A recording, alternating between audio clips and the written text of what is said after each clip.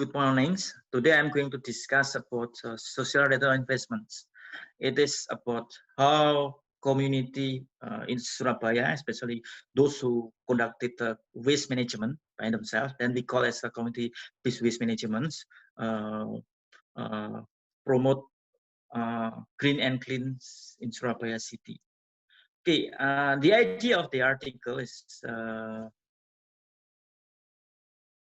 to address how the social impact of community waste management in Surabaya city. So why SROI? This SROS approach is a approach or methods or tool where we can compute whether the investments, the social investments, to contribute or not, or benefit or not. So we'll compare between the return and cost. Of course, I would like to take a look at the social perspective instead of financial perspective. So, and this research involved community participations. We conducted a focus group discussion, a series of focus group discussion.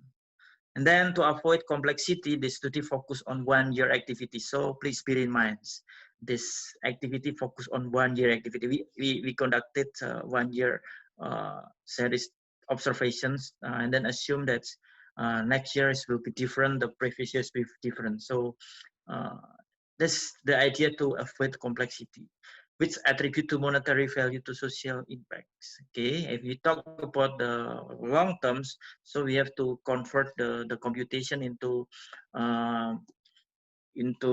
what we call a recent value instead of past or future value. So this is the basic. So I invited by Hong Kong PolyU, thanks to a friend from Hong Kong PolyU. So I share the things. Are you familiar with these ones? Surabaya Bursary, Green and Clean Surabaya. It was in 2014 when I came to Surabaya in 2000s. Surabaya already began to promote green and cleans actually, and then 2014 is the best time to show the how the performance of the program. Uh, so there's a competition among the kampung in Surabaya. So which kampung can provide the best things, green things, innovative way, social innovation. So they will gain acknowledgement and they will appreciate for their best performance. So actually, the programs come from the city government of Surabaya. The governments attempt to promote it was before Bu Risma, it was Bu Bambang. Pak Bambang was the mayor of Surabaya city at the times in 2000s until 2000 somethings, and thereafter Bu Risma handle the positions. And then if you notice, Surabaya city become greens, really greens. So it takes nearly 20 years. So you enjoy the green of Surabaya city. So that's the idea of city government of Surabaya. And then uh, if you take a look at the thing, the picture, you can see there's some company that support the programs. You can see Java Post, for example. The interest of Java Post actually they want to sell the newspaper to the village, to the kampung. They want to boost their sales of Java Post. So that's why consider that those Surabayanis or Surabaya citizens is the big potential market for Java Post. And then other company also get involved like Campina and then Indofood and many others. Of course, it's part of CSR, corporate social responsibility. Okay, we turn back to the topic. So, and then the programs is a partnership between private and government. So everyone has their own interests. And then Java Post, when they come to village, they observe the village, they observe the kampung, and then they publish the each kampung that they visit. They show the kampung. So in 2014, so you can see a lot of kampung come up at Surabaya and Jawa Post. You can see a lot of the things, and then everyone happy if their kampungs published in Jawa Post. So it is the way Jawa Post to promote. Same with Unilever when they come to promotion, when it come to competitions, the Unilever or other company like Campina, they also can benefit for putting their brands on the competition, so they will gain acknowledgements that they perform. Also, they contribute to the development of Surabaya city. Okay, that's the idea of Surabaya become concerned on waste management. Of course, it's a part of decentralization policy. In 2000s, every local government in Indonesia allowed to establish or allowed to manage their own money. They allocate the resources, so they can allocate the resources based on their plan or their interests. Surabaya concerns on environment. So actually there are three budget for Surabaya city. First, health, education, and environments. That's the way Surabaya become green and green. So this is one of the kampung that become a winner. You know where is it? This is Kampung Rungkut Lor. Over the last times, I invited students to pay visit the kampung. It was a time that the competition based on RT, Rukun Tetangga. It's a community-based organizations which consists around hundreds or 200s of family members who live in certain area, the smallest area. We call it a kampung. RT, I mean. So, and then the competition come to the higher level, RV. Then speaker, RV consists of several RT. Okay, that's the idea about green and clean in Surabaya city. Then, before come to the analysis, I will rely on a theory, namely social exchange theory. That's the question is why people want to participate, why people do not want. So the social exchange theory argue that participations come from individual cost benefit analysis. So it's different from your decision on the cat and the case of cat. So in the theory argue that every individual will make decision based on individual cost benefit comparisons, and then the real benefit is main reason why community member become likely to participate in the development program such as waste management. Why do you want to participate? Why do you want to join the program? So the idea from the social action theory, because they will gain benefits, social benefits, and specifically individual. And then the approach represents form of repayable finance that can be used to capital investment. So how we compute the social investment, social benefits? So we use repayable finance that's used for capital investment, revenue funding, development, capacity building, and other way of improving their sustainability. We use a financial approach. My friend in Hong Kong also do the same. We compare, and then they said, no, as finance is not really good if you concern on social. So you should, and then Hong Kong doing some, not based on rupiah, but they use approach with point. For example, the benefit not based on benefit for health, for example, they use the point, let's see, make it 5 or make it 8 instead of putting it financial value like rupiah or dollar. Okay, that's the idea. And then the methods, we take a look at the point of view of the customer, the community, just like what you present. I consider what is your decisions. Instead of judging this is right or wrong, no, I just listen how they make decisions. So the idea is about how do you make decisions? How decision come? Is it true? Then how they compute? Then I invite a group of uh, um, conducting interview and focus group, and then ask them to compute or their cost and benefit from their perspective and experience against from their perspective and experience instead of my experience. So it's different from SWOT that you do in another class. SWOT you use whether the subject or whether the variable, whether the concept advantage or disadvantage based on your personal experience. But here in my study, I come to the community and ask, do you think this is how much they spend the cost, and then also how much you gain the benefit from the activity, and then that's the way I did. So I conducted the FGD at RT level, which stands for Rukun Tetangga. So that is the way. This is one of the kampong who have a theme on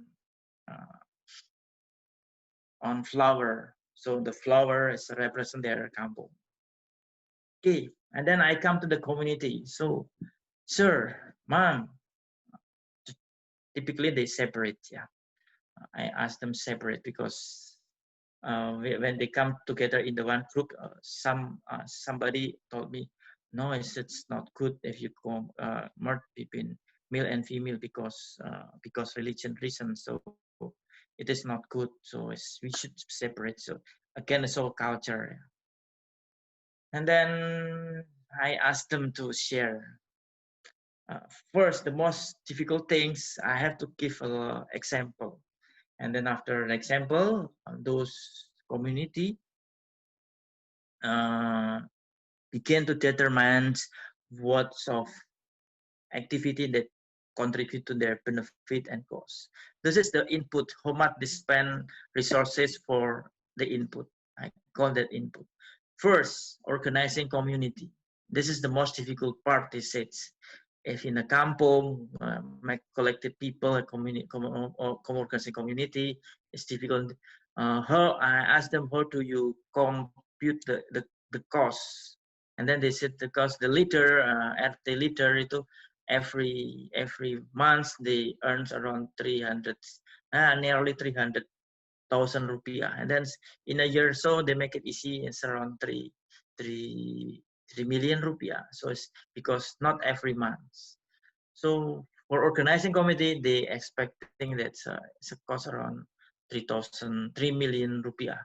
Of course, this is based on the opinions, because another department or another organizations come with another cost. For example, if we hire community development program that involves some CSR program from the company or for NGO, or they get fundings, organizing community, you have to pay your minimum salary or your salary of your community organizer, the PRT or the NGO staff, and then you have to make it a food so they can come to the meeting, and even some of NGO provides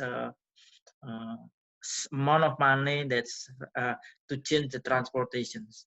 But if we apply the things to these programs, they do not agree. The community do not agree, because if they invite for example, it's Arisan. You know Arisan, right? The in a one kampung, the number of populations are 100 household, and then those who come to the Arisan meetings, nearly 60% or 60, and then to post to encourage others to join the programs or the NGO, or provide small money for those who come to. They said that's a transportation cost, and then everyone comes. After everyone comes, and then the program running well, the NGO leave. Uh, no more fee for those who come to the class, to the meeting. So from 60 to 100 because of they get earn money, or not 100, maybe 90. And then after the age you leave, the number of participants decrease until only 10%. So from 50, 60 to 90, and then leave, and then so it's not good to pay. Sometimes money doesn't work. Yes, work for temporary, but it's not really good. And then we come to the recycling trainings. When we trainings, actually they do trainings by visiting other villages who have a expert to do it. So they come to learn. But if they have, but sir, we don't spend any money to gain the expertise, to gain the knowledge. Okay, if you hire somebody to conducting trainings, and how much you spend, and then they start compute, and then even the meeting and the meal and so on, the money come around 6 million rupiah. So take a look at the right sets. Then solid waste collector. So as a fee for waste collector, because there's a two collector in a day, in a day. So in a month they spend around 500,000, and then in 1 year is 12 million rupiah. Same with the gardener. The gardener, actually there's no gardener, but because everyone's during, I tell you a little bit story. One day when there's a big meeting, to sir, I have to program. Right? We used to we used to quarrel in the family, and we just about to get divorced. But the program make us stick together, spend time together for family together. That's the way we do. And then you know what? Uh, okay, it's a very good idea. And then we conducted the survey. It's actually the government's, with government support. We conducted survey to uh, the household family, and then the one who respond the survey is actually the the moms, the household wife. And they do not work, but they spend their time at home. You know, in Surabaya, and they said there's the two, what you call, the two place that the family do not like, especially the household wife. They don't like the two place. What is it? Maybe okay. When I ask the students in the class, typically they answer Doli. Doli, what is this? It's a prostitution place. No, it's not Doli actually. You know the place that household wife head do not like really. You know, number one, it's a warung kopi. You know why?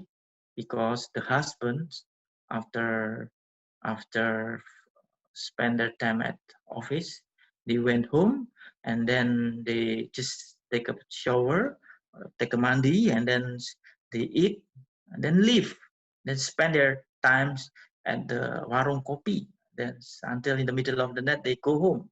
They went home, uh, and then the household wife do not have times for uh, for spending their family time anymore. And then number two, you know, number two is PlayStation Center, because same their their their sons, especially after went home from school, they prefer to go to the PlayStation Center. Then they go and they went home just for dinner, just for lunch, and then after that they play with a friend and again, then spend time for the for the game, time for game, and the further time for uh, warung kopi, and then that happens. Uh, that's typically relationship between husband and wife. And then because of the programs, they spend a lot of time to making the kampong greens. And when you know there was some plan the prices increase dramatically at the time. Like for example, like Gelombang Cinta. You know Gelombang Cinta is a name of plants. The prices dramatically increase because every family want to show they're get involved, and then they want to show to other family that their home, small home is green. So that's why we need a gardener. Actually, and then what happen if they hire a gardener like real estate? So it's maybe spend 12 million rupiah. So they spend trees for the household. That's why the cost for trees for the household is very expensive, 50 million rupiah. Then, and then the times to the number of household, so that we call as a 50,000 rupiah, 50 million rupiah. And then they also get Takakura baskets. Takakura is the name of Professor Takakura actually. He from Japan. He spent time a lot in Mustakota, Ubaya, and then if you notice, there's a recycling basket. It's made by Prof. Takakura. They develop, he did a research so they can make it basket. So if you throw your waste, organic waste, the basket will digest the waste. That's the way Takakura become popular in Indonesia. And then he shared his innovation for free. I Pak, didn't know. maaf I nih didn't lah, know. Pak. Yeah. Ada yang masih minta di accept, Pak, di waiting room. See. Okay. Ya, maaf, Pak. Makasih. Ya. Pak, bahasa Indonesia aja, Pak. My goodness. Okay, for a while. I will repeat things. So that's the things we collect the data, and then we compute land for final compost 8,000. So overall, this the input. I will stop recording. I'll continue thing in bahasa. Sorry.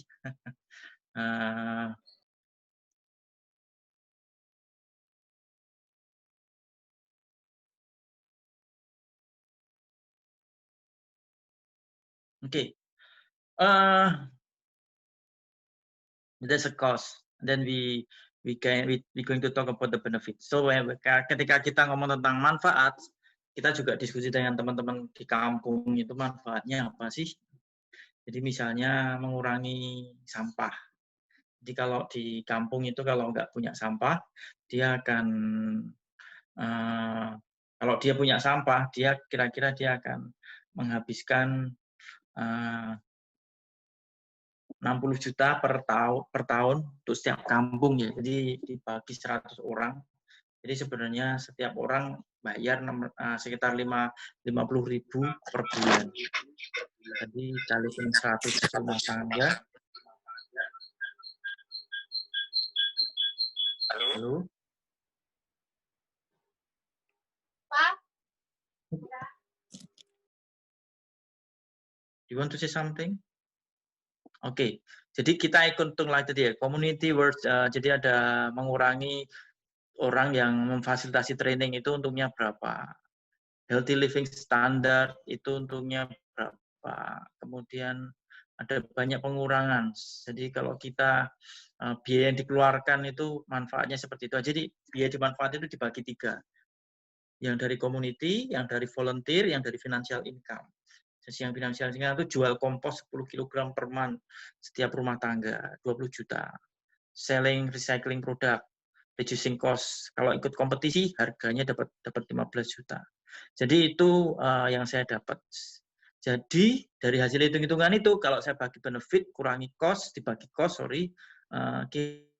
kira-kira ROI-nya 1,9. Jadi ROI-nya itu jadi kalau invest 1 rupiah, manfaatnya 1,9 rupiah. Itu green and clean.